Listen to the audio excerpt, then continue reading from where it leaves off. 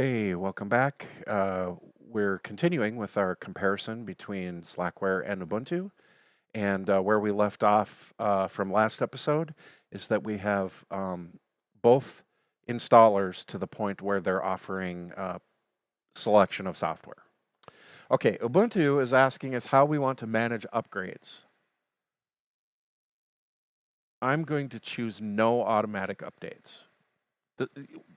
This can be changed later if you wanted to, but okay, so now software selection. Look at what Ubuntu is giving us. It's giving us a list of basically these are services that we want to run on our server, and none of them are selected by default. So, you know, if we wanted to run Tomcat and Samba and Cups and Postgres, we wanted to run in, LAMP, which is Apache, MySQL, PHP. If you selected that one, all of those things would be installed. If we were making this server a DNS server, you would select that. What we're going to do is we're going for a minimal install. So we're just going to select OpenSSH. We want to make sure that's on here so that we can log in remotely and all that stuff. So all this other stuff is kind of like optional software. We're not going to mess with that right now. We're going for a minimal install. So I'm going to do that and hit continue. Over on the Slackware side, things are broken down into categories here. Now, here's what I do. Nobody needs to, do exactly what I do. You're free to do what you want. But first, deselect any categories that you know you don't want at all. I do not want Emacs. I don't use Emacs. And it's big. So deselecting that actually is it kind of prunes out a big chunk. So that's kind of nice. KDE, I do not want KDE. Just deselect the whole KDE thing. Same thing with XFCE. Do not want it. Don't care. You can deselect games. They're so tiny. It's like literally less than a megabyte on disk, I think. And you get things like Fortune, which can be handy sometimes. So I leave games selected. But, your text typesetting software, I usually install Text Live, which is a much more capable and comprehensive layout of the whole text ecosystem, basically. And so I deselect this because they conflict. So I'll deselect this. We'll install Text Live if and when we need it. Again, we're kind of going for a minimal install here. What else we got here? It's really nice to have the documentation. Might as well leave that there. It's just text files. So just leave that there. You need kernel source is good to have. So we'll keep that. Especially, you'd be surprised at the amount of software that when you get around to installing it, when you need to compile it, it's going to need something that's in the Linux kernel source. I'm always surprised at, because I've tried very often to get away with not having the Linux kernel source in Slackware, and I keep running into things that need it, so I just install it. Again, you could get by without installing it probably. If you're going for a real true minimal install, you would probably try to figure out how to not need it. But like I said, I keep running into problems when I don't install it, so I'm going to install it. That said, let's go into the base Linux system. Or wait, no, I hit OK on the category selection. Now I'm into which package prompting mode I want. I'm going to go expert because this allows you to go through package by package and deselect stuff. So I'm going to do that. Now it's going to go through each category and it's going to let me select stuff I don't want to install. Okay, so, and I know there's a couple things in here I always get rid of. I get rid of Elvis. It's like, why? Okay, there isn't too much in the A category to get rid of. Notice in Free Slack, there's a whole series of kernel, like there's the generic and the huge kernels and the stuff that goes with them. That's all replaced with the Linux Libre image. And so there's no confusion around that or anything, and that's kind of nice. I like that. Tape drives. I don't have tape drives. Don't have tape auto changers. PCMCI utils. That's huge. And if it's not a laptop, you pretty much don't need it. So I get rid of that. This guy killed his wife, so I get rid of that. Plus, I never seen the need for that file system. I've read and participated in discussions over the technical merits of the file system, and I just don't get it. In terms of, yeah, I understand some of the theoretical technical merits the file system has, but it doesn't deliver anything that you need, really. I mean, something like ZFS is way cooler. So, and you know, the guy killed his wife, so, and he lied about it, and it's just kind of slimy. So I don't want your software on my system. Sorry. Anyway, that's just me. I don't know. What else we in here? I actually have a list on the internet about that shows the stuff I deselect. I'm kind of meandering here, so let me just quick show you that. I have wrong browser. Let me bring up.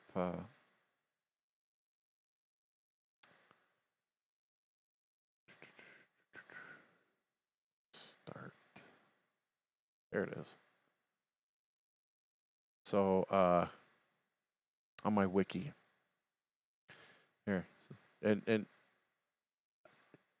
if you want, you can ask for this in a comment or something. I don't think anybody cares too much, but if you want, I can give you the URL to this wiki page. But basically, you can see here, this is my list of stuff that I deselect through expert mode. And in A, you can see Elvis, the tape drive stuff, the PCMCIA and Riser. In the applications, I never use iSpell, and these weird editors. Midnight Commander I don't use most, you know, so you can see that you get the idea. So I'm just going to flip through this. Let me iconify this. And notice our Ubuntu is moseying along here. I'm done with that. This is the AP. I'm just going to flip through this, and it starts with iSpell. Yeah. iSpell, 3 editors I'll never look at. Midnight Commander, most. Otherwise, everything in here is pretty useful. Let's see. In the development, you know, I just don't need Ada. Who would ever program in Ada these days? I don't know. None of those languages. I used to get rid of Fortran. I never kept Fortran around. But now I've realized, or I've run into the fact that there's a dependency on Fortran that if you want to install NumPy with all of its capabilities, you need OpenBLAS, which is some kind of mathematical library. I don't even know what it is. But it needs Fortran to install. So I always install Fortran because of that. Rest of this stuff, pretty much, it's nice. You know, I do development, so I pretty much want all this stuff. Facts, the kernel source, I already talked about that. Here's the libraries. There's really only, I don't think there's really any libraries that aren't good to have. Because these things are all, will satisfy, all of these things satisfy the dependencies for tons of stuff. So pretty much install all of that.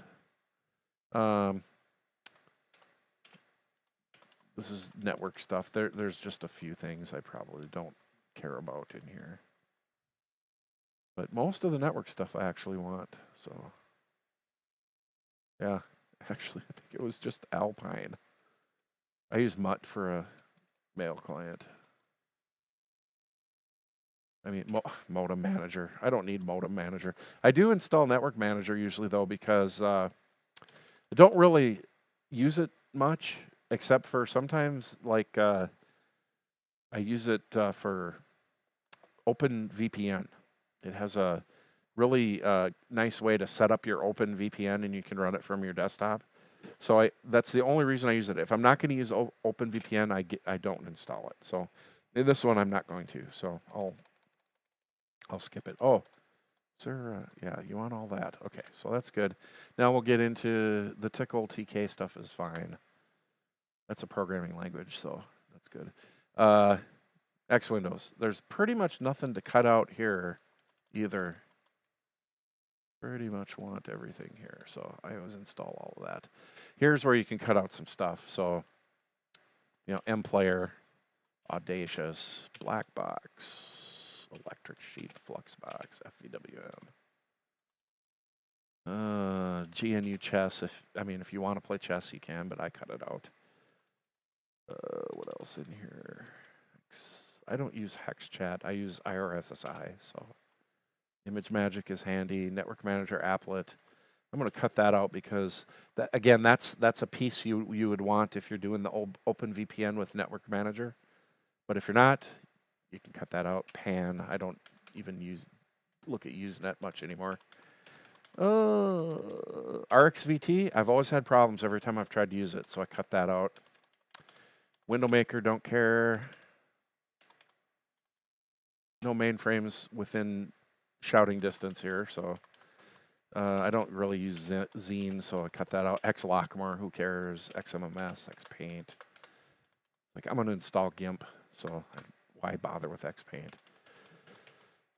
I would cut XV out if it was here, but because we're using FreeSlack, XV has already been pruned out because it's non-free software.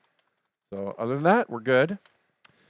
Here's, there's the games which are so tiny, doesn't even matter. So, okay.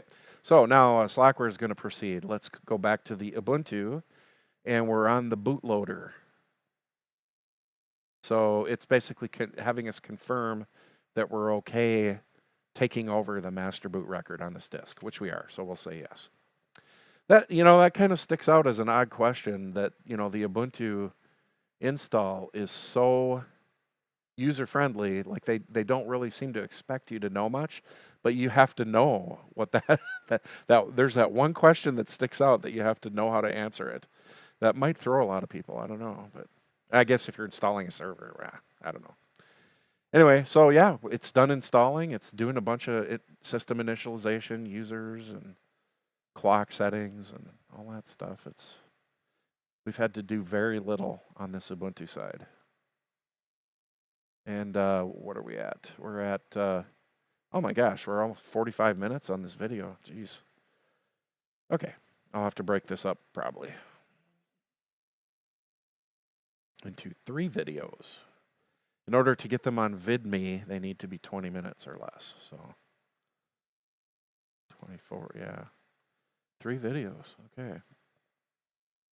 So with Ubuntu, we're ready to finish the installation. Hit continue. Removing live packages. Guessing it'll reboot. Yeah, rebooting into your new system. So we're actually going to, there's a hotkey sequence in VNC Viewer to do, I think it's Control-Alt-2. Yeah, we're actually going to power down forcibly here. We're going to do quit in the QEMU console. Okay, so that virtual machine's down. It's gone through all the way through to its first reboot cycle, which means it doesn't need the DVD anymore. So that's what we're going to do is we're going to edit this and oops, wrong side. We're going to change it to boot from disk. And we're going to remove the DVD from the virtual DVD drive. Might as well do that on here too.